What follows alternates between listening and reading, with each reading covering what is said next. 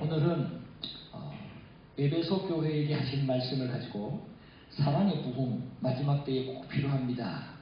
이 메시지를 전하려고 합니다. 이 에베소 교회는 에베소 지역에 위치해 있는 교회입니다. 제가 에베소에 가보니까 에베소가 과거에 얼마나 큰 도시였는지, 얼마나 아주 잘나가는 당시 이 아시아 지역의 수도 같은 역할을 했는지 대충 알겠더라고요.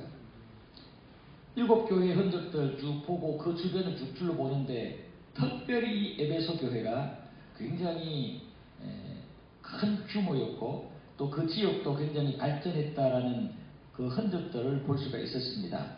이 에베소 지역은, 에베소 교회가 있었던 이 에베소 지역은 당시 로마가 큰 제국을 형성하고 있는데 이 아시아권의 로마 제국의 수도 역할을 한 곳이 에베소 지역입니다. 에베소시는 당시 로마 제국의 아시아권 수도라 생각하시면 됩니다. 명분상 수도는 버가모였는데 실제 영향력을 끼치며 실제 수도 역할을 한 곳이 바로 이 에베소시였던 것입니다. 이 에베소는 가장 당시에 번화한 그런 상업도시였고 무역도시였고 항구도시였습니다. 그리고 이 에베소에 사람들이 많이 몰리게 되니까 사람들이 몰리는 곳에는 여러 가지 현상들이 있지만 그 중에 하나가 이 악한 놈들이 역사하는 우상숭배, 미신행위 이런 것들이 굉장히 활발하게 움직입니다.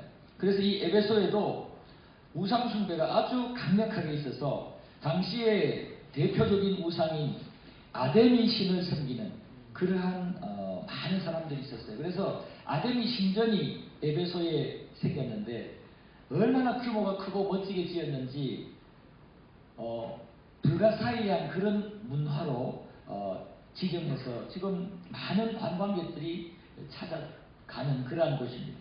그만큼 아데미 여신을 적극적으로 규모 있게 섬겼다는 겁니다. 우상숭배를 했을 뿐만 아니라 황제숭배, 당시 로마 전체 제국의 통치권자인 황제숭배하는데 이 에베소 지역이 앞장섰습니다. 그러니까 황제 입장에서는 이 에베소 지역을 팍팍 밀어줍니다. 왜냐하면 자기를 신처럼 섬겨주니까. 주변의 다른 지역에 이 로마 황제에 대한 홍보를 하고 여러 가지로 모범적인 숭배의 모습들을 보여주니까 이 로마 황제 입장에서는 이 에베소 지역을 투자하지 않을 수가 없죠. 그래서 팍팍 밀어주니까 더 잘 살고 더 발전하는 겁니다.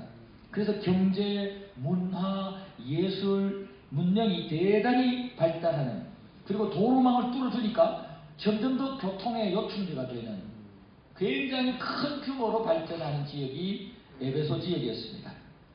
그런데 문제는 영적으로 문제인 거죠. 아까 말씀드린 것처럼 아데미 신전이 있고 다른 많은 악한 영들이 거기에 아지트로 삼고 거기에서 많은 사람들을 현혹해서 그 사람들을 이용해서 사단의 나라를 만들어가는 그러한 센터 같은 역할이 이 에베소 지역에서 있었습니다. 영적으로는 대단히 타락한 악한 영이 역사하는 그런 도시입니다. 악한 영이 역사하는 데 나타나는 중요한 공통된 특징이 뭐냐면은 음란입니다. 음란. 그래서 이 에베소 지역에 아주 음란한 문화가 많이 생겼습니다.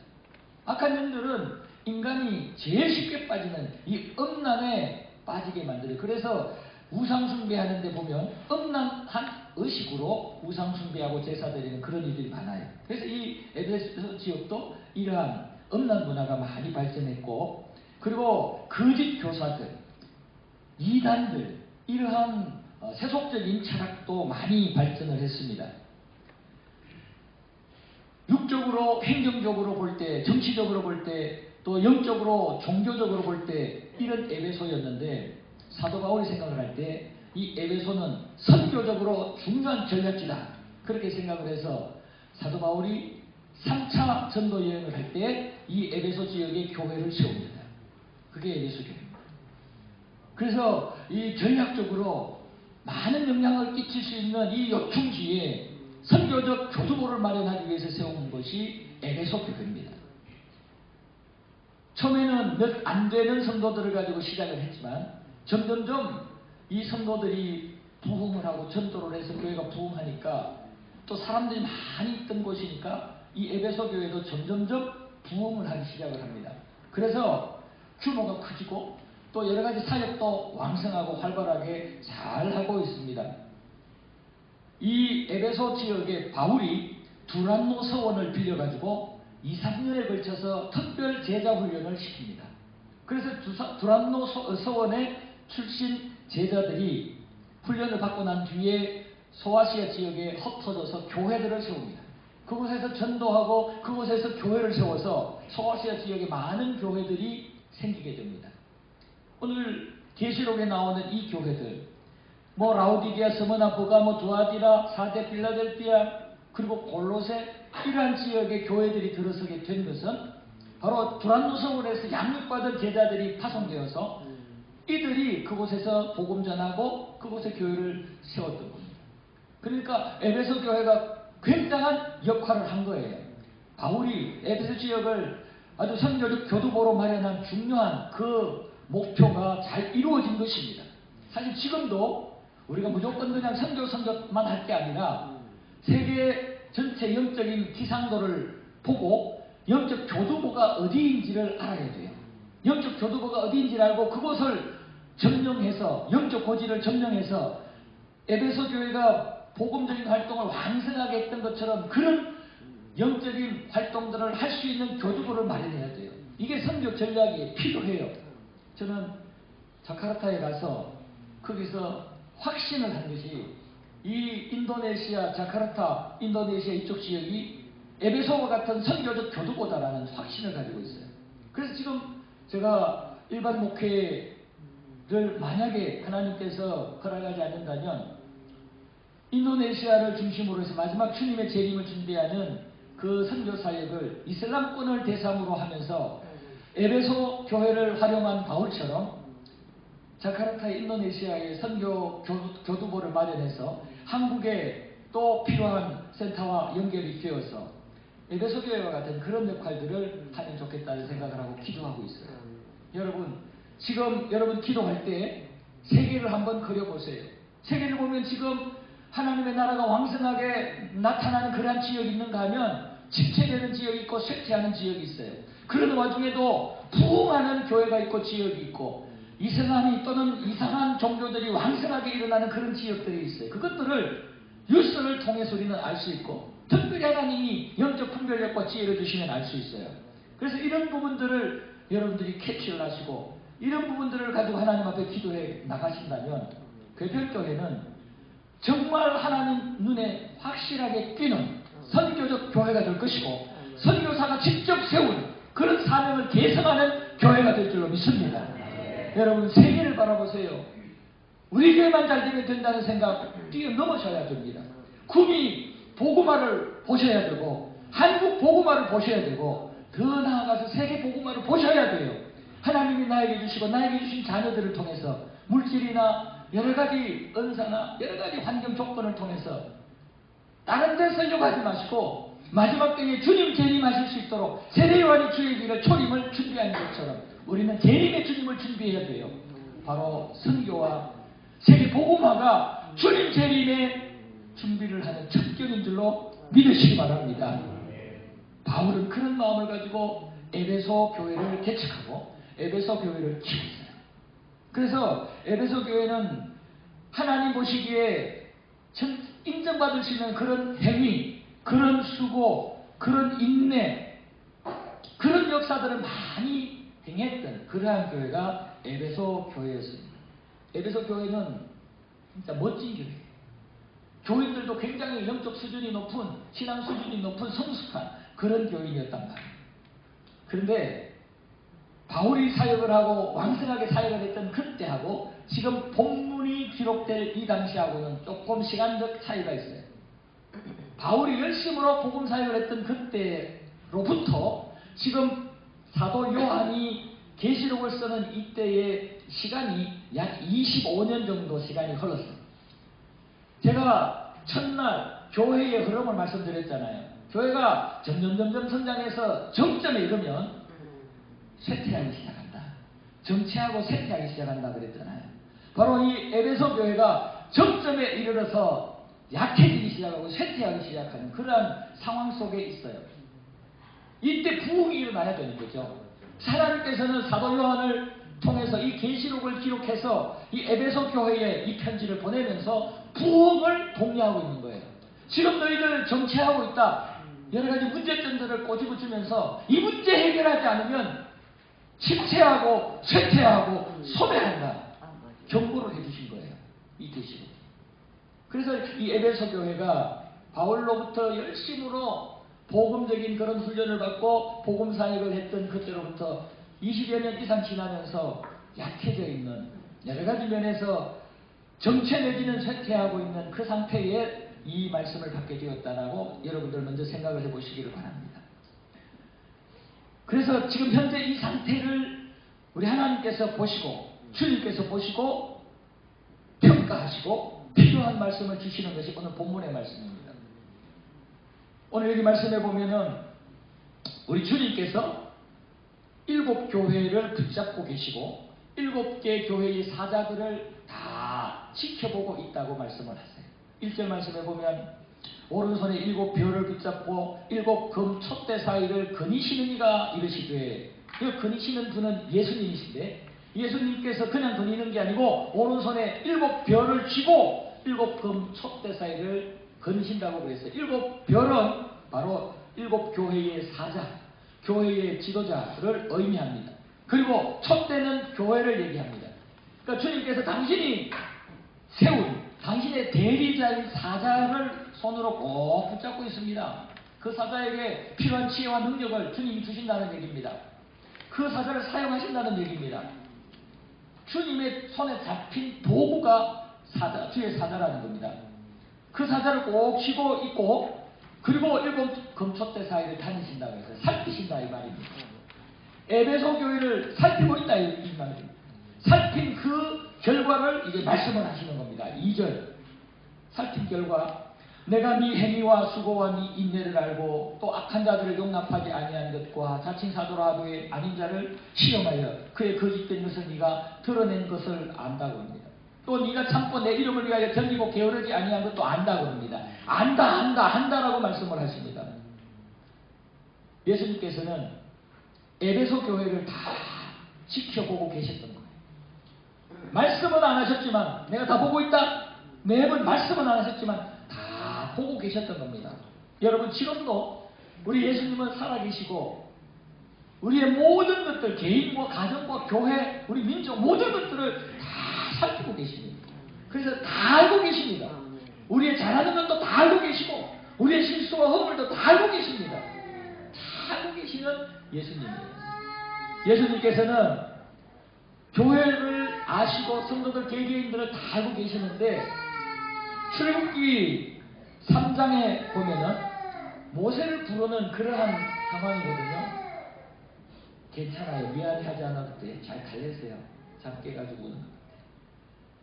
출애굽기 3장에 보면은 하나님이 모세를 이제 출애굽 지도자로 세우기 위해서 부르는 장면이 나오거든요. 그때 하나님이 하신 말씀이 뭐냐면은 내가 애굽에서 내 백성들이 고통을 당하는 걸 내가 다 보았다. 내 백성들이 부르짖는 것을 내가 다 들었다. 내 백성들이 고민하고 근심하며 힘들어하는 건 내가 다 알고 있다.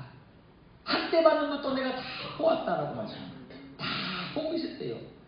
그런데 정작 애굽에서 고생하고 있을 때, 학대받고 있을 때 예수님이, 하나님이 내가 그거 다 알고 있다 말씀을 하지 않으셨어요. 한마디도 말씀을 안 하셨어요. 그런데 다 알고 보고 있었다는 거예요. 나중에 여러분 우리 천국 가면 너희들 다 알고 있었다. 다 보고 있었다. 2024년 3월 18일부터 부흥회 한 거 내가 다 알고 있었다. 그때 너희들 부흥을 위해서 부르짖고 새벽마다 저녁마다 하나님을 간절히 찾고 부르짖을 거 내가 다 알고 있다 하실 거예요. 하나님은 다 알고 있습니다. 다 보고 계십니다. 여기 보면은 어떤 것을 다 보고 알고 있는지를 말씀을 하는데요. 주님을 위해 수고하고 인내했던 것을 다 알고 있었다고 좋게 평가를 합니다. 칭찬을 합니다.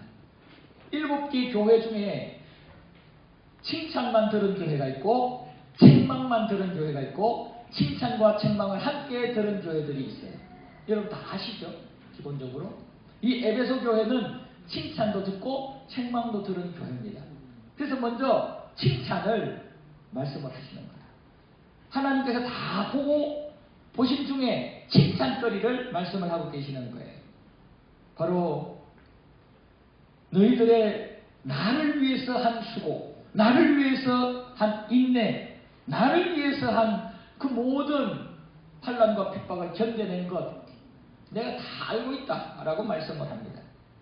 다시 말하면 바울로부터 복음을 받고 이제 이 소아시아 지역에 나가서 복음을 전하고 그러는 중에 로마의 핍박 환난을 받고 또 적그리스도 또는 거짓 교사들 선지자들로부터 공격도 받고 이방 종교로부터 공격도 받고 때로는 주님이 원하시는 그 길 가려고 내가 손해도 보고 여러 가지 환난과 핍박도 당하면서 오해도 당한 그 인간적으로 고통스럽고 힘든 상황에서도 인내하면서 참으면서 핏땀을 흘리면서 수고했던 것들을 알고 있다는 겁니다. 여러분 우리가 하나님 앞에 섰을 때 주님 앞에 섰을 때 이 말 들어야 될 거 아니에요. 주님 앞에 섰을 때 야 니들 나는 수고한 거 한 번도 보지 못했다. 니들 나를 위해서 인내한 거 한 번도 보지 못했다. 라오디게아 교회처럼 4대 교회처럼 칭찬을 못 받으면 어떡할 거예요? 여러분 지금 아직도 우리에게는 기회가 있어요. 여러분 지금부터라도 수고하셔야 돼요. 지금부터라도 인내하셔야 돼요. 남다르게 살아야 돼요. 남들처럼 편하게 그냥 세상에 북판에서 살면 안 돼요. 개편교회가 다른 교회와 달라야 돼요. 하나님 앞에 주님 앞에 수고할 게 있어야 돼요. 남다른 헌신거리가 있어야 돼요. 너희들 124년 동안 뭐 했냐? 내가 124년 동안 지켜봤는데 지금까지 뭐 했냐? 여러분 주님 앞에 수고했다고 평가받아야죠. 주님 앞에 칭찬받아야 될 거 아니에요. 이제 정신 똑바로 차려야 됩니다. 하나님 앞에 칭찬거리 받을 수 있도록 헌신하셔야 됩니다. 수고와 인내를 평가를 받습니다. 불이익과 핍박과 여러 가지 희생과 손해로부터 신앙의 정도를 지키고 복음 전파의 사명을 감당을 했다라는 겁니다. 얼마나 이게 아름답고 귀한 모습입니까? 눈치 보지 않고 주님 가신 그 십자가의 일을 가고 주님이 부여하신 사명 감당했다는 거예요. 이 땅에서 다른 것들은 시간이 지나면 잊어버려지고요. 천국 가면 아무런 의미가 없어요.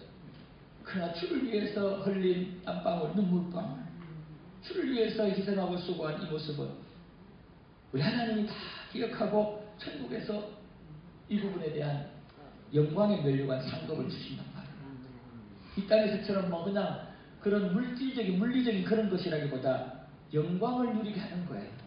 이 땅에서 수고하고 흘린 눈물에 대한 하나님께서 인정해 주시는 것만큼 큰 영광이 어디 있겠습니까? 그 영광을 누리시는 우리 괴편교회와 성도들이 되기를 축복합니다. 그리고 악한 자들을 용납하지 않고 진리위에 견고하게 서 있다라는 것도 보고 이것도 칭찬거리로 평가합니다. 이거 요새 우리 이 부분을 잘 지키면 우리도 이렇게 평가받을 수 있는 그런 지금 환경이잖아요. 주변에 얼마나 가짜들이 많고 거짓 전자들, 이단들이 많습니까? 요새는 이단들이요 전도 더 많이 하고요, 더 많이 다니는 것 같아요. 저희가 살고 있는 부산 거기는요, 바로 앞에 이제 지하철이 있는데 이쪽에는 여호와의 증인들이 자리를 하고 있고 이쪽에는 신천지가 자리하고 있고 또 이쪽에는 안상홍 증언회 이쪽에서 자리 잡고 있어요. 그 뜻 보면은 굉장히 복음적인 교회에서 전도하는 것 같은 그런 행세를 하고 쫙 있어요. 잘못 아는 사람은, 교회에 잘 모르고 관심 없는 사람은 전부 교회에서 온 줄 알 거예요. 그런데 요새 교회는 전도를 안 하는 것 같아요. 전도하는 사람은 별로 없어요. 이게 우리 한국교회에 지금 쇠퇴하고 있다는 증거입니다. 침체되어 있다는 증거입니다. 여기서 부흥이 안 되면 우리 한국교회 흔적도 없이 사라집니다. 부흥했던 것도 그냥 옛날 얘기가 돼버려요.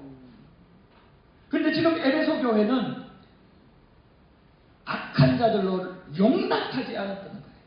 그리고 진리를 견고하게 지키고 서 있는, 진리 위에 서 있는 교회라고 주님이 칭찬합니다. 여기 보면은 니골라당의 행위를 너희들이 미워했는데 나도 미워한다. 이 말을 잘하고 있다는 얘기입니다.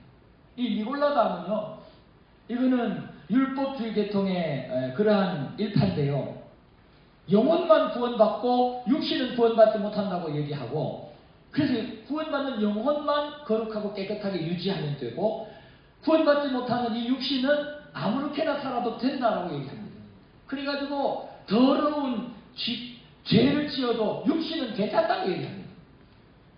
그러니까 사람들이 얼마나 좋아요. 요즘 모 종교는 뭐 제사 지내도 괜찮고, 뭐 다른 종교와 같이 뭐 짬뽕해도 괜찮고, 이런 주장을 하는데 언뜻 보면 얼마나 편리합니까? 그러니까 모르는 사람들 하는 말이 기독교는 아주 편파적이고 자기들만 아는 이기적인 종교고, 그 종교는 굉장히 폭이 넓고 가슴이 넓은 포용성이 있는 그런 종교다고 그쪽으로 많이 가잖아요.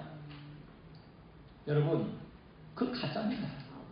여러분, 유일한 우리의 구원자는 오직 예수밖에 없고, 우리가 구원을 얻을 수 있는 길은 십자가 보혈밖에 없는 줄로 믿습니다. 다른 종교에는 구원의 길이 없습니다. 이걸 선언해야죠. 누구 앞에서도. 그 누구 앞에서도 예수 외에는 구원이 없다고 오늘 저녁에 우리가 말씀드렸겠지만 베드로처럼 선언할 수 있어야죠. 진리를 지킬 수 있어야 됩니다. 하나님의 말씀 1.1핵도 변함이 없는 진리의 말씀을 외칠 수 있어야죠. 지금 미국에 부흥하는 교회들이 있어요. 쇠퇴하는 교회들이 있고요. 쇠퇴하는 교회들은 성경의 무호성을 부인하는 자들이, 성경 여기 결정적인 오류도 있고 잘못된 것도 있고 사람의 말도 있다, 이렇게 주장하는 데는요, 사람들이 언뜻 들을 때는 끄떡끄떡 하는지 모르지만 결과적으로 엄청나게 지금 쇠퇴하고 있어요. 그러나 그 중에서도 성경은 무호하다, 성경은 진리다, 유일한 절대적인 진리다, 하나님의 말씀이다 라고 주장하는 교회는 당장에는 부담되는 것 같고, 그 주장에 부담스러워하며 멀리하는 사람이 있는 것 같지만은 그런 교회들이 부흥하고 있습니다. 말씀 안에 들어가 있는 교회들이 부흥하고 있어요. 진리를 지키는 교회들이 부흥하고 있어요. 지금 주님께서 에베소 교회에게 손들어 주잖아요. 너희들이 니골라당을 따라가지 아니하고 이단들을 따라가지 아니하고 거짓 선지자들 교사들 따라가지 않으니 내가 너의 손을 들어줄게. 나도 미워해 걔들. 나도 걔들 인정하지 않아.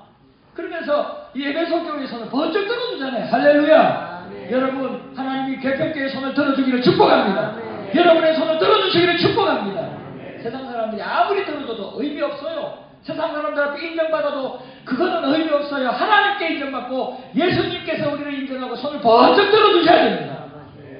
지금 에베소 교회의 손을 주님이 번쩍 들어주시면서 내가 너희들 인정한다.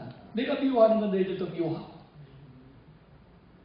내가 원치 않는 건 너희들이 거부하고 진리를 지키니 내가 너희들 인정한다, 이것입니다. 여러분, 지금 이 시대는 드러내놓고 이방 종교, 거짓된 진리를 가르치는 그런 종교도 있지만 교묘하게 하나님을 도전하고 하나님 앞에 거역하게 만드는 그런 흐름이 있어요. 첫 번째는 인본주의입니다. 인본주의. 사람이 주인 되는 게 인본주의거든요. 우리는 인본주의에 빠지면 안 돼요. 물론 서로 사람 존중하고 서로 사랑하고 해야 되지만 하나님 위에 사람을 두면 안 돼요. 사람을 위해 하나님이 있는 게 아니에요. 하나님을 위해 사람이 있는 거예요. 하나님 때문에, 하나님을 위해서 사람들이 있는 거예요. 근데 지금 인본주의가 극에 달하고 있습니다. 극단적인 인본주의. 그래서 하나님도 신들도 인간의 마음대로 조종하려고 그래요. 이거 이겨내야 됩니다. 이거 부인해야 됩니다. 누가 뭐라 그래도 인본주의에 빠지면 교회 문 닫아야 됩니다. 그리고 또 하나는 세속주의입니다. 세속주의.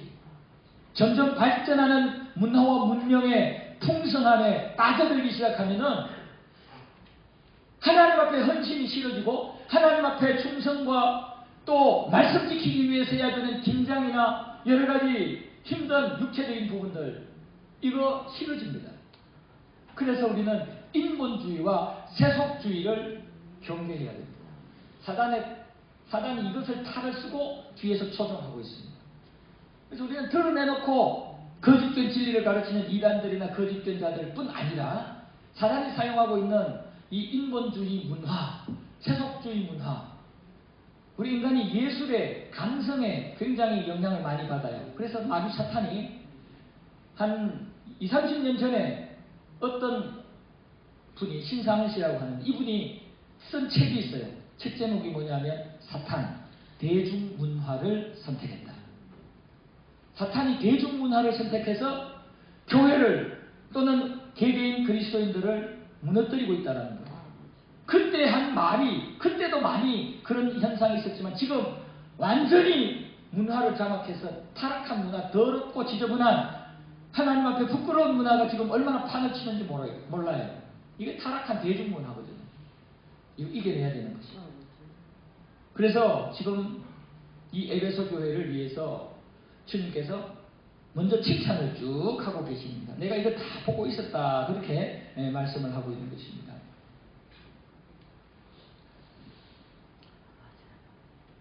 개척교회가 에베소 교회와 같은 이런 진리 위에 굳게 서서 말씀을 분별하고 오직 예수 십자가 복음을 끝까지 지키면서 때로는 수고와 희생과 눈물이 따르더라도 감당해 내시면 결국은 하나님이 그것을 알아주시고 우리의 손을 들어주실 날이 온다는 걸 꼭 기억하시고 잘 견디시기를 바랍니다.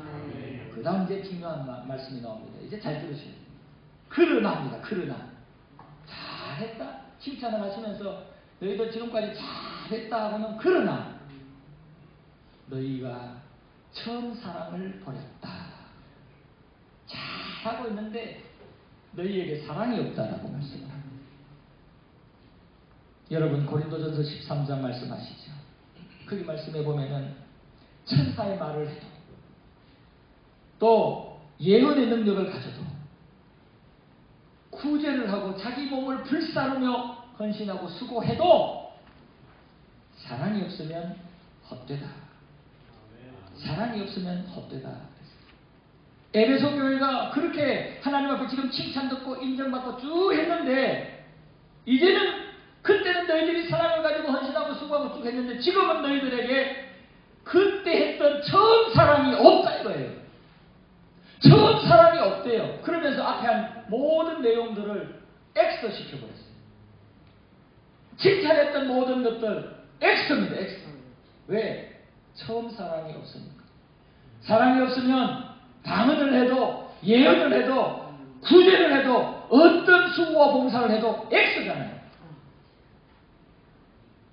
지금 많은 칭찬을 받았지만 처음 사랑이 없으니까 X래요. X. 여러분 이런 것을 가정을 해보세요. 부부가 살아요. 부부가 사는데 아내가 죄송합니다. 여자분 지칭을 해서 아내가 남편한테 너무 잘하는 거예요. 남편의 옷 달려주고 남편 때만 되면 뭐 맛난 음식 해주고 모든 것들을 완벽하게 아내의 역할을 해요. 보면 진짜 1등 아내예요. 1등 둘이. 그런데 이 아내가 그 남편을 사랑하지 않아. 이 남편이 아내가 남편을 사랑하지 않아. 누구와 같으냐면 가정부와 같은 거죠. 가정부 얼마나 잘합니까? 가정부 월급 받아가면서 집안에 청소 깔끔하게 하고 막 반찬이고 뭐든 뭐 완벽하게 다 하잖아요. 그런데 그 가정부가 사랑해서 그렇게 합니까? 돈 때문에 돈 받고 먹고 살기 위해서 그렇게 하는 거잖아요. 사랑이 없으면 그런 수준으로 전락해버린다는 거예요. 여러분 사랑 없이 그렇게 남편을 섬기고 해주는 거 그렇게 안 하는 것보다 낫겠지만 여러분 그렇게 원하십니까? 차라리 정말 나를 사랑하는 그런 전제하에서 좀 부족함도 있고 아쉬움이 있는 게 낫지 사랑 없이 완벽하게 그렇게 하는 거 그거 100점짜리 아닙니다. 인정받을 수가 없습니다. 지금 에베소 교회가 그 짝이라는 거예요. 이전에 처음 사랑을 가졌을 때 많은 것들을 했는데 시간이 지나면서 이제는 사랑은 없어지고 행위만 남은 거예요. 행위만. 그럴 때에 주님께서 그거 다 보고 계시다가 사도 요한을 통해서 이제 콕 찔러주시는 겁니다. 그러면서 하시는 말씀이 그 사람 회복해라. 그 사람 회복해라. 어디서 떨어졌는지를 생각하고 왜 떨어졌는지를 생각하고 그 처음 사랑을 회복해라. 그래야 너희들이 살고 지금까지 한 모든 것들을 인정받는다 이거예요. 이 말씀 준비하면서 저도 가만히 생각해 보니까 아직 젊지만은 지금까지 목회를 하고 교회를 섬긴다고 이런저런 나름대로 굉장한 노력도 하고 활동을 많이 했는데 과연 하나님 앞에 내가 인정받을 수 있는 그런 사랑을 가지고 계속했을까? 처음에는 복음적인 열정과 뜨거운 사랑을 가지고 했는데 계속 그랬을까? 이 생각을 하니까 너무 죄송한 거예요. 아닌 것 같아요. 저도. 여러분 우리 오래된 분들, 신앙생활 오래 하신 분들 이 문제에 빠질 수 있어요. 처음에 가졌던 그 열정들이요 10년, 20년 지나고요 목사 장로 돼서 권사되고 집사되고 뭐 교회 이런저런 충직을 뭐 10년, 20년 하다 보면은요 이제는 습관으로 나갑니다. 습관으로. 진짜 뜨거운 사랑과 열정이 없이 그냥 습관적으로 나갑니다. 지금 에베소 교회처럼요. 이거는 죄송하지만 이겁니다. 저도 이거였습니다. 우리 가슴을 치면서 이 말씀 주신 거 감사하면서 우리 처음 사랑을 회복하셔야 됩니다. 사랑의 부흥이 일어나야 된다는 겁니다. 사랑의 부흥이 일어나야 우리가 살고 우리가 인정받는다는 겁니다. 분명히 말씀을 합니다. 너희들 계속 그렇게 가면 어디서 떨어졌는지 확인 안 하고 회개하지 않으면 촛대를 옮기겠다. 촛대를 옮긴다는 말은 교회를 옮기겠다는 말인데 뭐 교회를 A에서 B 지역을 옮기겠다 이 말이 아닙니다. 예수님께서 떠나시겠다. 내가 그 교회에 떠나겠다. 내가 그 교회를 잡고 있었던 이 손 놔버리겠다. 처음 사랑 분명히 가지라고 회복하라고 했는데 너희들이 처음 사랑 회복 안 해서 처음 사랑이 없으면 아무리 수고를 많이 하고 아무리 많은 업적에서 칭찬거리를 가져도 나는 놓아버리겠다. 여러분 놓아버리면 어떻게 됩니까? 소멸되는 거예요. 흔적없이 사라지는 거예요. 우리 개편교회 감사하게 124년 동안 소멸되지 않고 살아있는 게 감사합니다. 할렐루야. 앞으로 주님 오실 때까지 살아남으셔야 됩니다. 주님 옮기시면 안 돼요. 끝까지 주님께서 재림하실 때까지 이 교회 꾹꾹 참고 있어야 돼요. 그러기 위해서는 처음 사랑이 이 사랑이 항상 유지되고 있어요.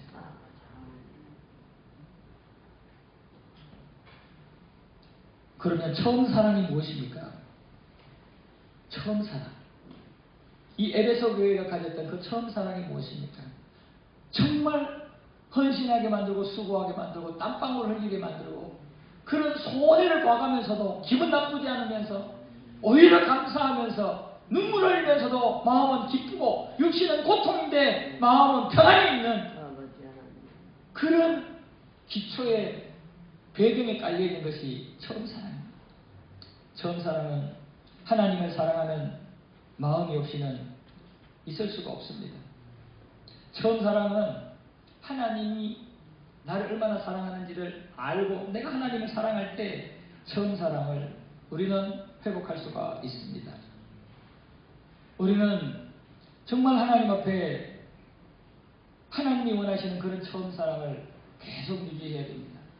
하나님이 나를 얼마나 사랑하시는지를 확인해야 되는데 그 확인할 수 있는 제일 중요한 요소가 뭐냐면 십자가 사랑입니다.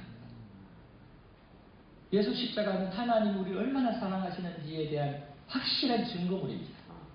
예수님 십자가에 그 하나님의 사랑을 항상 우리가 기억하고 그 감격이 살아있어야 처음 사랑이 살아있는 겁니다. 십자가를 봐도 아무런 감흥이 없어요. 감동이 없어요. 그냥 보이는 거예요. 아니, 십자가 보면 참 내가 구원의 감격에 젖었던 것처럼 그런 감격이 꿈틀꿈틀해야 됩니다. 그런 거 없는 사람 지금부터 비상 걸고 구원의 감격 다시 회복시켜달라고 기도하셔야 돼요. 처음 사랑 다시 회복해달라고 기도하셔야 돼요. 두 번째는 처음 사랑하신 거는 그런 예수님의 십자가의 은혜를 알므로 예수님이 나에게 가장 중요한 최우선 순위에 등장을 하면 처음 사랑이 있는 겁니다. 여러분, 사랑하는 사람 위해서 모든 것 초점 맞추잖아요. 사랑하지 않으면요, 별로 신경 안 써요. 그냥 내 하고 싶은 대로 하지. 그러나 사랑하면요, 밥 먹을 때도 그 사람 먹고 싶은 거 시켜요. 우리 여자분들 남편 사랑하니까 내 먹고 싶은 거보다 남편 좋아하는 음식 반찬 만들잖아요. 사랑하면 사랑하는 사람을 위해서 살아요. 그가 우선순위인 거죠. 예수님이 우선순위면 예수님 사랑하는 거예요. 처음 살아있는 거예요. 내가 우선순위면 나를 사랑하는 거고요. 자녀가 우선순위면 자녀를 예수님보다 더 사랑하는 거예요. 돈이 우선순위면 돈이 예수님보다 더 사랑하는 거예요. 그러면 처음 사랑 잃어버린 거죠. 예수님이 돈보다 자녀보다 나 자신보다 더 사랑해야 그게 처음 사랑이 살아있다는 거예요. 그리고 세 번째는 다른 사람도 사랑할 수 있어야 돼요. 요한 1서 4장에 보면 사랑에 대해서 쭉 많이 말씀을 하시잖아요. 형제를 사랑하지 않으면서 어떻게 하나님 사랑한다고 말할 수 있냐. 보이는 형제를 사랑하지 않으면서 보이지 않는 하나님을 너희들이 어떻게 사랑하느냐라고 말씀을 하잖아요. 뜨끔하지 않습니까? 형제를 사랑하는 자는 형제를 용납하고 용서하고 때로는 나에게 실수를 해도 좀 기분이 나쁘고 마음이 상하지만 그래도 그게 오래 안 가고 빨리 해소가 돼요. 그런데 이렇게 해가지고 그냥 막 개인적인 그런 어떤 아픔이 집안 원수가 되게 만드는 뭐 그런 정도까지 가는 것, 이거 예수님의 사랑을 모르는 자, 처음 사랑이 없는 자입니다. 여러분 점검해 보세요. 세 가지. 구원의 감격이 있느냐, 십자가 구원의 감격이 있느냐, 예수 그리스도가 우리 하나님이 최우선순위인가, 1등인가, 1순위인가, 주변의 형제들을 사랑하는가, 교회를 사랑하고 형제들을 사랑하는가. 이 세 가지 점검해보세요. 없으면 이제부터 비상 걸었어요. 저도 비상 걸었어요. 이 세 가지 사랑을 회복하게 달라. 여러분도 비상 거시기를 바랍니다. 이 처음 사랑, 이 세 가지 사랑, 이 세 가지 조건들, 처음 사랑의 증거들, 이거 잃어버린 증거들이 또 있어요. 이 세 가지가 나한테 부족하거나 없다는 여러 가지 증거들이 있는데 제가 한 10가지 정도를 소개해놨죠. 기도 생활이 게을러진다. 말씀에 대한 갈망이 약해진다. 교회 출석, 예배의 출석이 약해진다. 전도의 의욕이 약해진다. 하나님에 대한 집중력이 약해진다. 신앙생활의 기쁨과 열정이 약해진다. 하나님 기뻐하지 않는 일에 쉽게 빠져든다. 다른 사람에 대한 용서가 쉽게 되지 않는다. 하나님 말씀이 귀찮아지고 마음에 부담이 되고 스트레스가 된다. 많은 핑계거리가 생긴다. 하나님보다 세상 더 의식하고 세상의 눈치를 더 본다. 이분들은 처음 사랑이 약해졌거나 사라진 증거입니다. 10가지 여러분들 나중에 시간 날 때 조용하게 묵상하면서 적용해 보세요. 기도하면서 하나님 앞에 적용해 보세요. 이런 10가지 현상들이 일어나고 처음 사랑을 잃게 되는 이유가 있어요. 이유가. 첫 번째 이유는 하나님 사랑을 잃어서, 하나님 사랑을 내가 느끼지를 못해서 그래요. 하나님의 사랑을 느끼면 달라지는데 하나님 사랑을 느끼지 못해서 그래요. 그리고 또 하나는 에베소 교회가 이단들, 또 거짓 교사들, 불의한 자들을 날마다 말씀으로 판단하고 평가를 하면서 걸러냈잖아요. 이러한 것들이 습관이 돼가지고 주변의 사람들 보면 잘못한 것부터 먼저 보여. 주변의 사람들 보면 하나님 앞에 합당하지 않은 것부터 먼저 보여서 그거 가지고 정죄하는 게 습관화된 거예요. 그러다 보니까 사랑 없이 이러한 일들을 하게 되는 겁니다. 사랑 없이. 사랑 없이 지적하면요, 상대방은 엄청나게 상처받고 충격받습니다. 사랑의 마음을 따뜻하게 가져도 상대방은 좀 부담되는데 그런 거 전혀 없이 손가락질하면요, 충격입니다. 충격. 처음에는 사랑으로 하다가요, 시간이 지나고 계속 그 일을 하다 보면은 내가 긴장하지 않으면 이제는 사랑 없이도 그거 합니다. 지금 우리가 그렇게 할 수 있어요. 목사들이 그럴 수 있어요. 수십 년 동안 목회를 하면서 성도들의 부족한 부분들, 약한 부분들 보잖아요. 근데 처음에는 사랑으로 관심을 가지고 도와주다가 때가 되면은 그런 거 없이 그냥 지적하고 판단하는, 제가 지금 그런지도 몰라요. 지적하고 판단하는 거 너무 쉽잖아요. 한국 교회를 또는 우리 그리스도인들의 삶을 판단하고 지적하는 건 굉장히 쉬워요. 우리 목사들 입장에서 굉장히 쉬워요. 왜냐하면 계속 그래 왔기 때문에. 중요한 거는 예수 사랑을 가지고 하느냐, 나를 사랑하시는 하나님의 사랑을 알고 하느냐, 이게 중요한 거거든요. 그거 없으면 처음 사랑을 잃을 가능성이 큽니다. 그리고 중요한 거는 세 번째, 영적 공급이 안 되면, 계속해서 우리에게 영적인 은혜가 공급 안 되면 이렇게 됩니다. 처음에는 아주 우량하였다가 밥 제대로 안 먹고 영양 공급이 안 되면 점점 몸이 약해지잖아요. 그러다가 해지잖아요. 그러다가 끝까지 안 되면 죽잖아요. 처음에 은혜를 받을 때는 영적으로 공급이 되니까 우리 영적 우량한데 점점 계속 공급이 안 되면 점점 영적으로 영양 결핍자가 되는 거예요. 그러다 보면 이런 상황에 이르게 되는 게, 처음 사랑 멀리 갑니다. 영적 결핍자가 되면 영적 공급을 받으셔야 돼요. 우리 목사님 통해서, 예배를 통해서, 말씀을 통해서, 하나님과의 정상적인 관계를 통해서 영적 공급을 날마다 받으셔서 우리한 아들이 되기를 축복합니다. 그리고 또 하나는 상처 때문에, 상처. 그냥 나 혼자 상처를 받는 경우가 많아요. 혼자 생각에 나름대로 열심으로 기도하고 열심으로 하나님과 변신했는데 왜 나한테는 이런 결과가 왔을까? 혼자 상처를 받아. 기다리지를 못하고 먼저 그냥 급해가지고 상처부터 받아. 좀 더 기다리면 하나님 은혜 주실 텐데 못 기다리고 그냥 빵 터져버리는 거예요.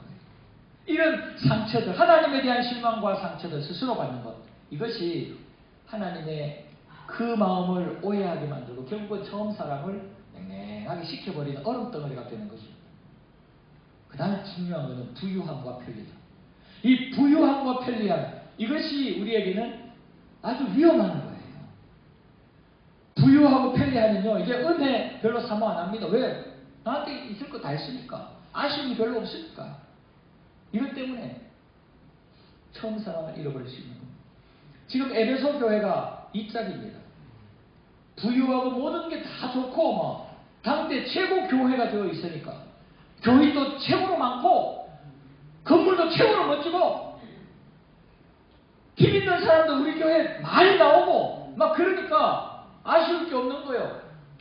그러니까 기도하는 것도 멈춰지고 다 하나님을 향한 그런 은혜들이, 체험들이 약해지고 점점 사랑이 식어져 가는 것입니다. 여러분, 주님께서 에베소 교회에게 처음 사랑을 회복하지 않으면 안 된다고 아주 무서운 경고를 하는 것이 지금 저와 여러분들에게 하는 경고로 생각을 하시고 회복하셔야 되는데, 세 가지입니다. 회복하려면은 부흥의 때를 기억하는 거예요. 은혜의 때를 기억하는 거예요. 저는 이제 숙소에서 여기 집회하러 올 때마다 옛날에 제가 청소년 시절에 부흥회를 많이 했거든요. 그때 여러분 우리 그 개편교회에서 부흥회 많이 했을 거 아니에요, 그죠? 그때는 요즘 이런 부흥회가 아닙니다. 이웃 교회들도 옵니다. 경운기 타고 경운기에 가마떼기 깔아놓고 와가지고 같이 열심으로 밤새도록 철회하고 끝나고 난 뒤에 집에 안 가고 남아 철회하는 사람도 있고, 진짜 부흥회는 지역 잔치였어요. 지역 잔치. 그래가지고 교회 부흥회 때 내보면은요, 요새는 차가 주차해 있지만 옛날에 경운기가 주차해 있어요. 끝나고 나면 경운기 타고 또 1시간씩 2시간씩 가요. 그때를 생각하면서 왔어요. 하나님, 그때 정말 좋았는데요. 그러면서 그런 부흥이 이번 집회에 있었으면 좋겠어요. 그런 마음으로 오니까 얼마나 마음이 좋은지 몰라요. 부흥의 때를 생각하세요. 개인적으로나 교회적으로나 우리 민족적으로 부흥의 때를 생각하세요. 얼마나 좋았어요. 그때 여의도 광장에서 수백만 명이 모여서 집회했잖아요. 참, 그때 생각하면 힘이 막 절로 납니다. 처음 사랑을 회복하는 첫 번째 단계는 부흥의 때를 기억하는 거예요. 그리고 하나는 그 부흥의 때를 기억하면서 내가 어디서 떨어졌는지를 생각을 하면서 회개를 해야 돼요. 그때는 이랬는데 지금은 그러지 못하는 거. 비교가 딱 될 거 아니에요? 크기가 문제인 거죠. 그 부분을 회개하는 거예요. 그리고 세 번째는 회복합니다. 그때 그렇게 좋았는데 지금은 그렇지 못한 그 사이에 있는 바뀌어진 그 부분, 회개거리 그 부분을 회복하는 거예요. 처음 행위를 다시 하는 거예요. 회복하는 거예요. 이 3단계입니다. 은혜의 때를 기억하고 왜 그 은혜의 때가 지금 이렇게 됐는지 문제를 지적하고 그 문제를 생각하면서 다시 은혜의 때로 돌아가는 거. 그럴 때면 처음 사랑이 다시 우리에게 회복되는 것입니다. 여러분, 우리 개평교회와 모든 성도들, 우리 개평교회가 잘 나갈 때가 있었을 거 아닙니까? 여러분 개인적으로 영적으로 은혜가 풍성했을 때가 있었을 거 아닙니까? 그때를 생각하세요. 그때 돌아가시면 돼요. 아유, 난 안 돼, 이제. 하지 마세요. 그러면 진짜 안 돼요. 그럼 마귀가 주는 생각이에요. 돌아가세요. 그때. 새벽 기도 다시 시작하시고, 절야 시작하시고, 기도의 양을 채우시고, 그러니까 우리가 계속 듣잖아요. 예배 부흥 일으키시고, 기도의 부흥 일으키시고, 말씀의 부흥 일으키시고, 이제 사랑의 부흥 일으키십시오. 그러면 분명히 하나님께서 다시 기회를 주실 줄로 믿습니다. 그럴 때 하나님도 기쁘시고 우리도 기쁘시고 우리도 기쁜 거죠. 감사한 거죠. 우리 함께 이 시대에 이 하나님의 마음을 알고 사랑을 회복해서 다시 하나님께서 임하실 수 있는 거룩한 부흥의 때를 회복하시는 저와 여러분들 되기를 주님의 이름으로 축복합니다.